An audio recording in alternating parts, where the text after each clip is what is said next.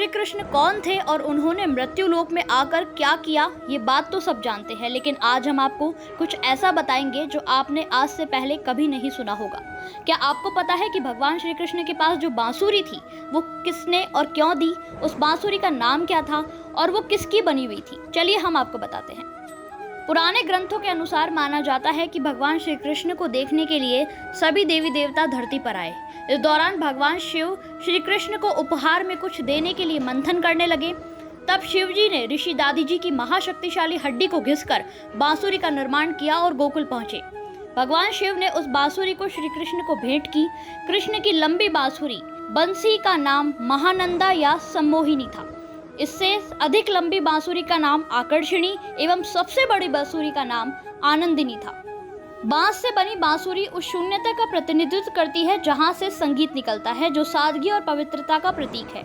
यह शुद्ध और शुद्ध प्रेम के लिए कृष्ण के आशीर्वाद का प्रतीक है।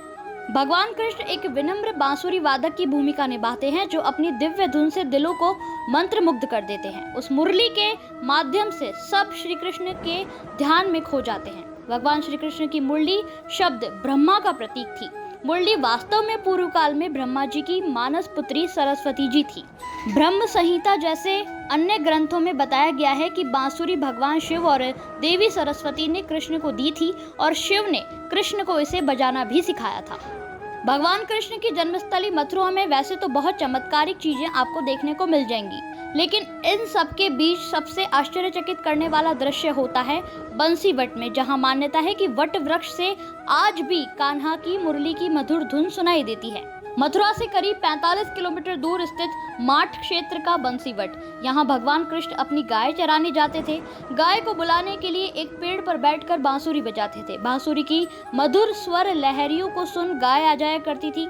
वैसे तो वृक्ष देखने में आम वृक्षों की तरह है, लेकिन जब इस वृक्ष से कान लगाकर ध्यान से सुना जाता है तो इसमें से बांसुरी की आवाज सुनाई देती है। माना जाता है कि इस वृक्ष पर कृष्ण बांसुरी बजाते थे तो इस पेड़ में दिव्य ऊर्जा उत्पन्न हुई और उसी की वजह से इससे आज भी बांसुरी की वही मधुर तान सुनाई देती है।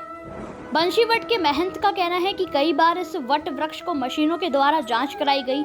ऊर्जा मापक यंत्रों ने भी इस वट वृक्ष में आज भी वो ऊर्जा है जिसके कारण आवाज आती है। ये कहना बिल्कुल भी संकोच नहीं होता है कि भगवान आज भी इस पेड़ में है। भगवान के हाथ में 6 छिद्रों वाली बांसुरी है। छिद्र 6 योग चक्रों का प्रतिनिधित्व करते हैं। 6 के ऊपर पहला छेद सहस्त्र चक्र या 1000 पंखुड़ियों वाले कमल का प्रतिनिधित्व करता है। भगवान अपनी बांसुरी बजा रहे हैं। आंतरिक रूप से उन्मुख क्रियाएं प्राण कर्म को सक्रिय कर रहे हैं जो 6 चक्रों को अवरुद्ध करते हैं। मोर पंख भगवान कृष्ण की ऊर्जा का प्रतीक बन गया, क्योंकि ऐसा माना जाता है कि यह उनकी सुंदरता और शक्ति का प्रतिनिधित्व करता है। हिंदू संस्कृति में मोर को पवित्रता और कृपा का प्रतीक माना जाता है। मोर पंख घर की नकारात्मक ऊर्जा को दूर करने सकारात्मक ऊर्जा का प्रसार करता है। वास्तुशास्त्र के जानकारों के अनुसार रुपए पैसों से जुड़े आर्थिक दिक्कतों में भी मोर पंख खत्म करता है। वह स्वयं को सर्वव्यापी के रूप में व्यक्त करता है। कृष्ण हमेशा एक पैर जमीन पर मजबूती से रखकर खड़े होते, दूसरा पैर क्रॉस करके, जैसे कि वह स्पर्श कर रहा हो, लेकिन वास्तव में स्पर्श नहीं कर रहा, ये कहीं और है। इसे त्रिभंगी मुद्रा कहा जाता है, जिसका अर्थ है पूर्ण संतुलन। कहते हैं श्री कृष्ण को यहाँ तीर लगा था। वो जगह गुजरात में सोमनाथ के पास स्थित है। इसे भालका तीर्थ के नाम से जाना जाता है। यहाँ हजारों साल पुराना पीपल का पेड़ भी स्थित है, जिसके नीचे लेटे हुए श्री कृष्ण को तीर लगा था। ब्यूरो रिपोर्ट्स, लोकल पत्रकार।